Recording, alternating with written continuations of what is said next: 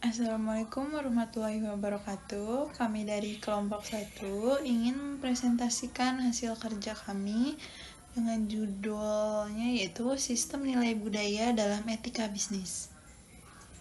Baik, di sini anggotanya ada Yusuf Batiar, ada saya sendiri, Septi Putri Iskandar, lalu ada rekan saya, Sri Mulyaningsih. Selanjutnya di slide ketiga ada pentingnya etika bisnis. Yang pertama itu ada panduan moral.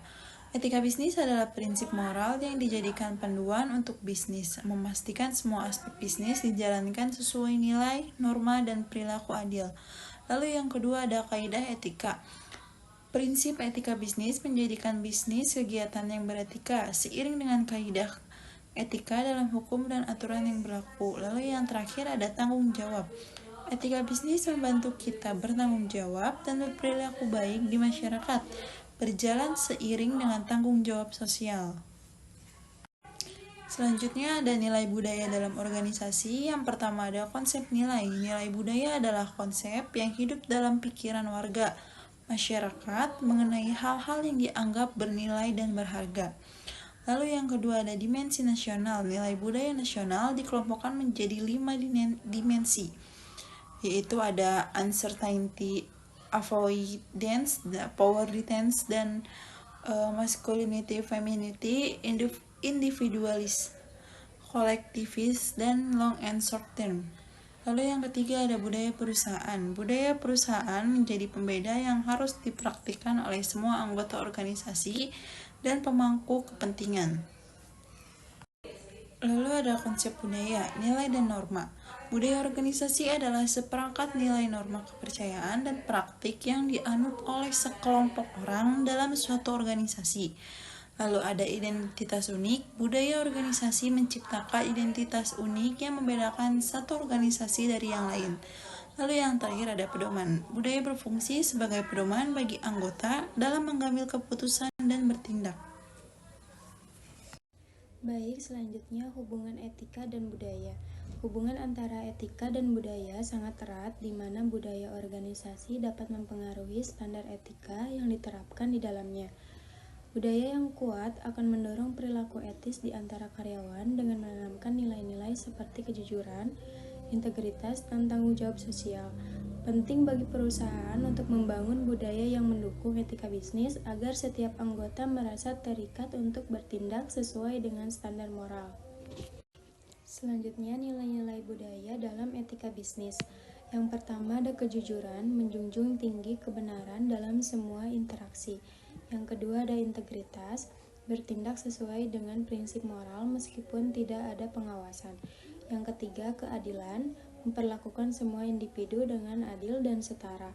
Yang terakhir ada tanggung jawab sosial, yaitu mempertimbangkan dampak bisnis terhadap masyarakat dan lingkungan. Selanjutnya ada pengaruh etika terhadap budaya. Yang pertama norma perilaku, yaitu etika membentuk norma-norma perilaku di dalam organisasi. Yang kedua ada lingkungan kerja, yaitu karyawan menyesuaikan diri dengan standar etika, menciptakan lingkungan kerja positif. Yang ketiga isu sosial, yaitu organisasi yang mengedepankan etika lebih responsif terhadap isu-isu sosial dan lingkungan.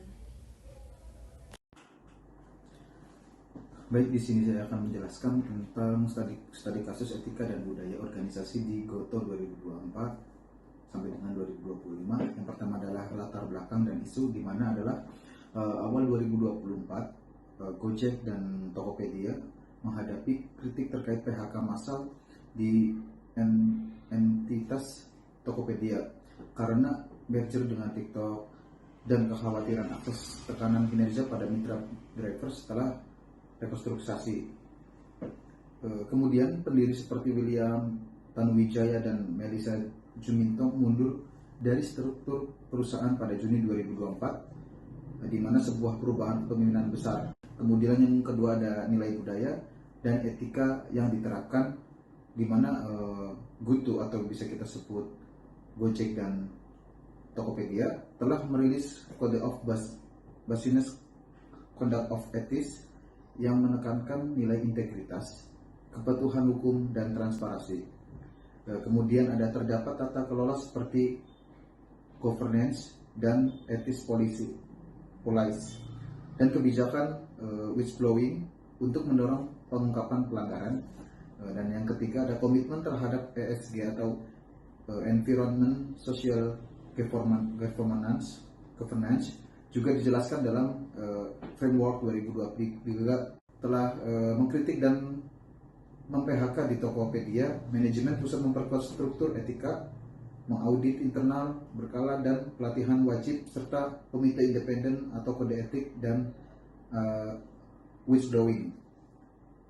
Kemudian ada langkah ini untuk memperbaiki komunikasi internal ataupun eksternal, di mana serta dan meningkatkan keberanian mitra untuk melapor pelanggaran.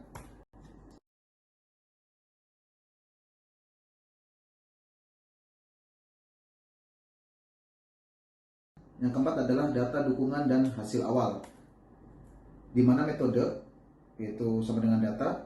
Skor kepuasan mitra itu naik setelah implementasi perbaikan budaya data Q1 dan Q2 2025 internal perusahaan, contohnya 62% sampai 74%. Laporan pelanggaran yaitu adalah meningkat signifikan, menunjukkan keberhasilan atau whistleblowing. Yang terakhir adalah audit kepatuhan, di mana hasil ESG menunjukkan peningkatan tata kelola dan transparansi. Yang terakhir ada analisis, di mana kepemimpinan baru dan restrukturisasi menjadi pemicu penting perubahan budaya. Yang kedua ada framework, etika dan whistleblowing, yaitu adalah membantu menumbuhkan budaya transparansi, walaupun awalnya menyebabkan lonjakan laporan masalah. Kemudian ada yang terakhir, restorasi budaya, yaitu membutuhkan keunggulan jangka waktu panjang, bukan semata adalah reaksi terhadap skandal.